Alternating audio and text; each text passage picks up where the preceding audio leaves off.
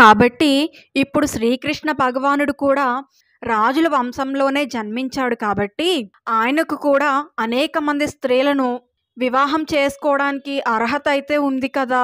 ఈ దేవయానికి యయాతికి ఇద్దరు కుమారులు పుడతారనమాట. ఆ ఇద్దరు కుమారులు యదువు తుర్వసుడు అన్నమాట. ఓం శ్రీ మాత్రే నమః. ఓం శ్రీ గురుభ్యో నమః. అందరికీ నమస్కారం. భారతీయ హిందూ సాంప్రదాయానికి స్వాగతం. నా పేరు తాడీశ్వరి. ఈరోజు మన టాపిక్లో శ్రీకృష్ణ భగవానుడు అనేక మంది స్త్రీలను ఎందుకు వివాహం చేసుకున్నాడో, అలాగే శ్రీకృష్ణ భగవానుడికి రాజ్యాధికారం ఎందుకు లేదో ఈ వీడియోలో మనం తెలుసుకుందామండి. శ్రీకృష్ణుడి అవతారం ఎవరిదండి? సాక్షాత్ ఆ శ్రీమన్నారాయణుడిది కదా. ఆయన రాముడిగా వచ్చినప్పుడు ఒక మహారాజు గారికి కొడుకుగా పుట్టి రాజ్యాన్ని పాలించాడు. మరి శ్రీకృష్ణుడికి ఎందుకు రాజ్యాధికారం లేదు? శ్రీకృష్ణుడు కూడా రాజుల వంశంలోనే పుట్టాడు, కానీ ఎందుకు రాజ్యాధికారం లేదంటే ఇక్కడ మీకు ఒక చిన్న కథ చెప్పాలండి. ఒకప్పుడు వృషపర్వుడు అనే ఒక రాక్షస రాజు ఉండేవాడనమాట. ఆయనకి శర్మిష్ఠ అనే ఒక కూతురు ఉంది. అలాగే ఈ రాక్షసులందరికీ గురువైనటువంటి వాడు శుక్రాచార్యుడు అనమాట. ఆ శుక్రాచార్యుడికి దేవయాని అని చెప్పి ఒక కూతురు ఉందన్నమాట. అయితే ఒకప్పుడు ఈ శర్మిష్ఠకు ఈ దేవయానికి ఒక చిన్న గొడవ అయిందనమాట. దేవయాని కొంచెం అహంకారంతో ఈ శర్మిష్ఠతో మాట్లాడిందనమాట. అప్పుడు ఈ శర్మిష్ఠకు కోపం వచ్చి దేవయానిని ఒక బావిలోకి తోసి వెళ్ళిపోతుందన్నమాట. ఆ బావిలోనే చాలాసేపు ఉండిపోయినప్పుడు ఈ దేవయానిని అటుగా వెళ్తున్నటువంటి యయాతి అనే ఒక రాజుగారు ఈ దేవయానిని చూసి ఈ అమ్మాయిని కాపాడాలనుకుని తన చేతిని అందిస్తాడనమాట.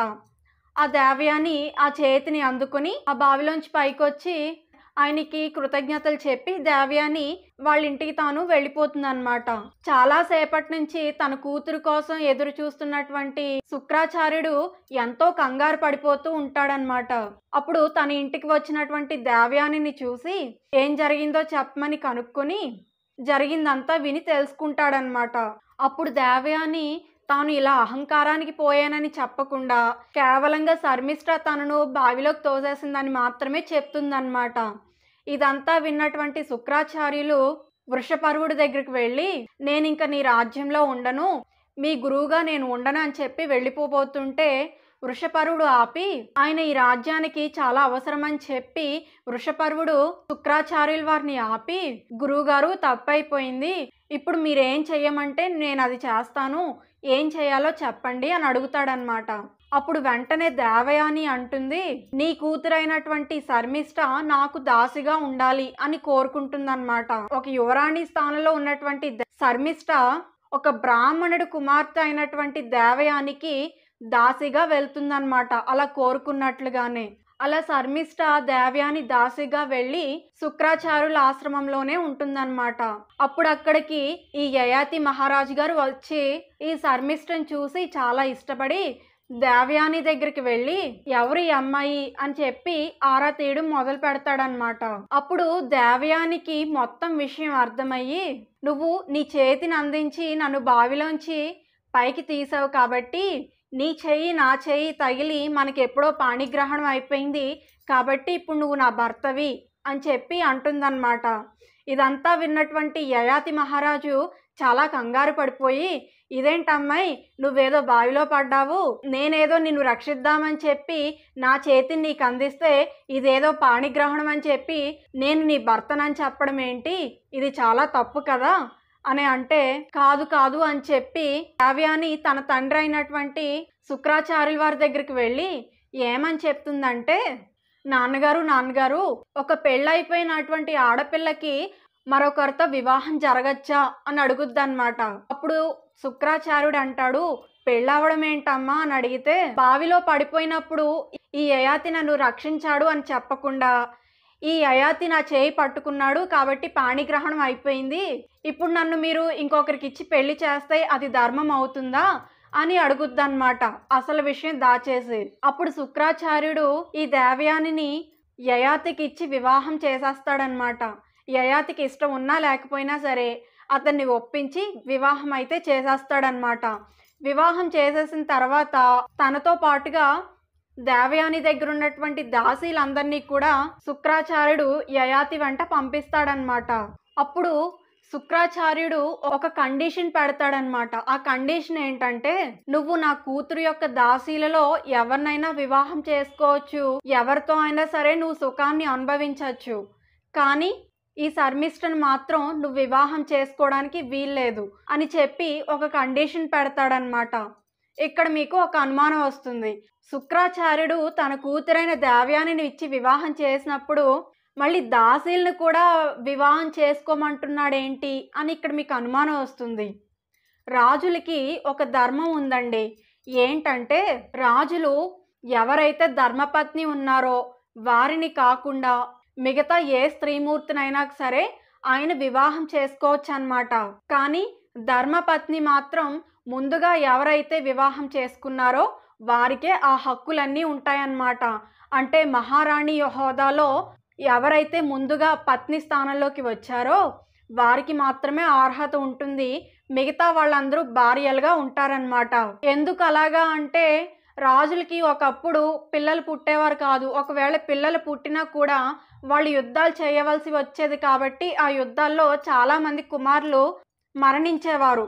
అప్పుడు రాజ్యాధికారం చేసే కుమారుడు ఉండేవాడు కాదు. అందుకని చెప్పి రాజులకి ఈ అవకాశాన్ని అయితే ఇచ్చారనమాట. తన ధర్మపత్ని మాత్రమే కాకుండా ఎంతమంది స్త్రీలనైనా సరే ఆ రాజుగారు వివాహం చేసుకోవచ్చు అన్నటువంటి ఒక ధర్మాన్ని అయితే అప్పటి కాలంలో ఉండేదన్నమాట. కాబట్టి ఇప్పుడు యయాతి మహారాజు గారు ఈ దాసీలందరినీ కూడా తనతో పాటుగా తీసుకుని వెళ్ళాడనమాట. అప్పుడు కొంతకాలానికి ఈ దేవయానికి యయాతికి 2 కుమారులు పుడతారనమాట.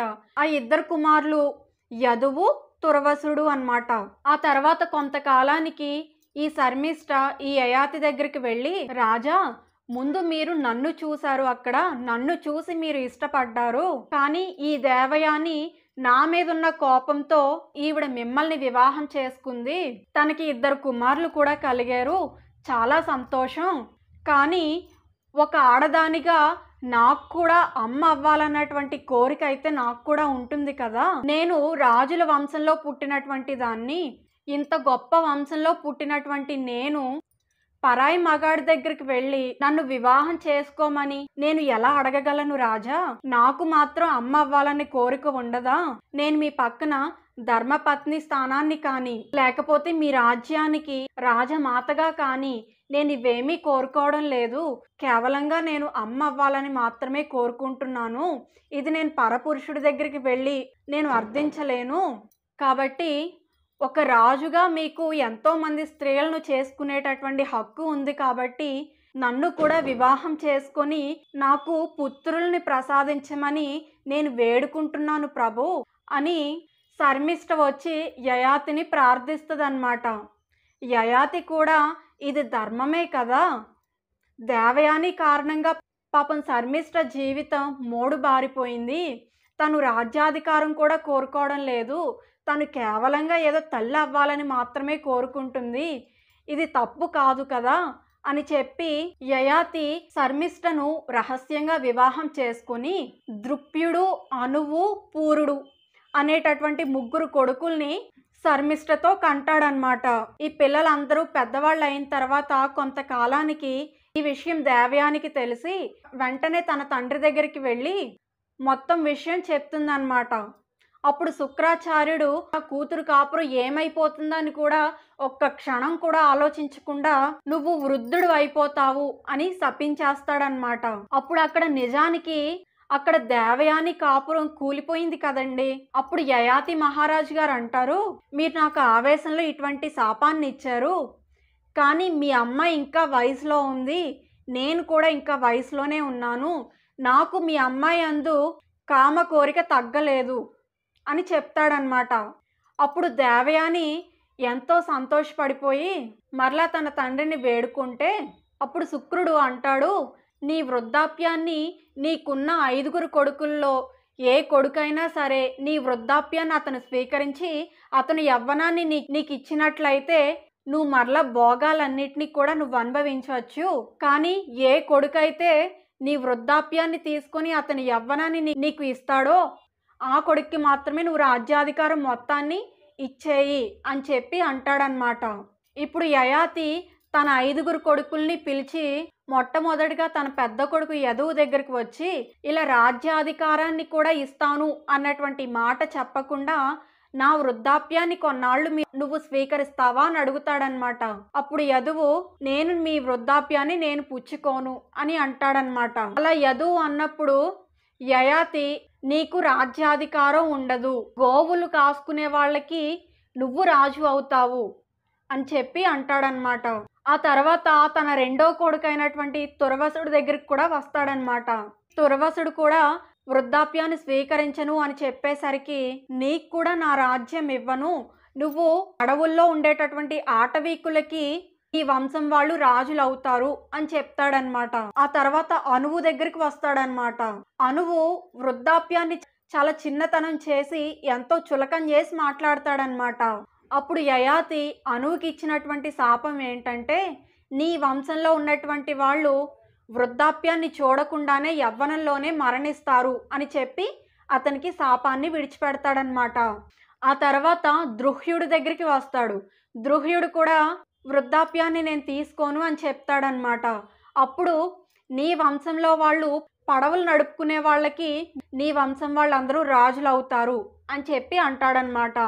ఇప్పుడు పూరుడు దగ్గరికి వస్తాడనమాట.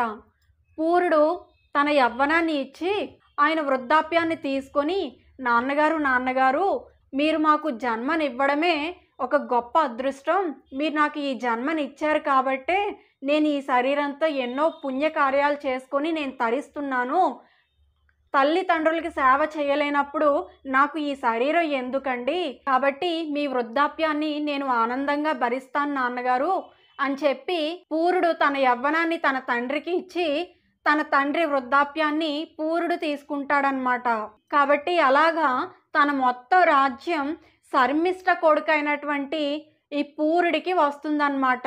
కాబట్టి ఆ రకంగా ఈ పూరుడికి రాజ్యాధికారం వచ్చి ఆ తర్వాత కాలంలో అతను ఒక మహారాజుగా ఉంటాడనమాట.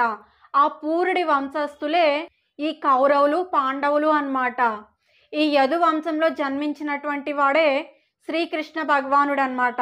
కాబట్టి ఇప్పుడు శ్రీకృష్ణ భగవానుడు కూడా రాజుల వంశంలోనే జన్మించాడు కాబట్టి ఆయనకు కూడా అనేక మంది స్త్రీలను వివాహం చేసుకోవడానికి అర్హత అయితే ఉంది కదా. కానీ శ్రీకృష్ణ భగవానుడు అంతమంది గోపికలను వివాహం చేసుకున్నా కానీ ఆయనకి ఎలాంటి స్త్రీ వ్యామోహం మాత్రం లేదండి. ఎందుకంటే ఆయనంతటా ఆయనగా ఒక్క రుక్మిణీదేవిని మాత్రమే వివాహం చేసుకున్నారు తప్ప మిగతా స్త్రీలను మిగతా గోపికలను ఆయన వివాహం చేసుకున్నది మాత్రం కొన్ని పరిస్థితుల ప్రభావం రీత్యా చేసుకోవాల్సి వచ్చిందే కానీ ఆయనంతటా ఆయనగా ఇష్టపడి మాత్రం వివాహం చేసుకోలేదు. అందుకని చెప్పి శ్రీకృష్ణ భగవానుడు రాజుల వంశంలోనే జన్మించినా కానీ ఆయనకి ఈ కారణంగా రాజ్యాధికారం లేదన్నమాట. కాబట్టి ఇప్పుడు యాదవులు కూడా రాజవంశస్థులే కదా. అందుకే మీరు ఇప్పటికీ చూడండి, ఈ అడవిలో ఉన్నటువంటి కోయ వాళ్ళకి ఆటవీకులకి వీళ్ళందరికీ కలిపి ఒక రాజు ఉంటాడు. అలాగే పడవలు నడుపుకునే వాళ్ళందరికీ కలిపి ఒక నాయకుడు ఉంటాడు. అలాగే ఈ గోవుల్ని కాచుకునే వాళ్ళందరికీ ఒక రాజు ఉంటాడు. అంటే వీళ్ళందరికీ ప్రజలను పాలించే రాజ్యాధికారం లేకపోయినా కానీ వీళ్ళందరూ కూడా రాజవంశస్థులే అన్నమాట. కాబట్టి ఈ యదు వంశంలో ఈ శ్రీకృష్ణ భగవానుడు జన్మించినందువలన ఆయనకి రాజ్యాధికారం లేకుండా పోయిందన్నమాట. సరేనా అండి, ఈ వీడియోలో మనం శ్రీకృష్ణుడికి ఎందుకు రాజ్యాధికారం లేదో మనం ఈ వీడియోలో తెలుసుకున్నాం కదా. ఈ వీడియో కనుక మీకు నచ్చినట్లయితే తప్పకుండా లైక్ చేసి షేర్ చేసి సబ్స్క్రైబ్ చేసుకోండి.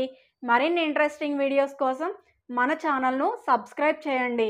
మనం మరలా మరొక మంచి వీడియోతో కలుద్దామండి. అంతవరకు సెలవు. నమస్తే.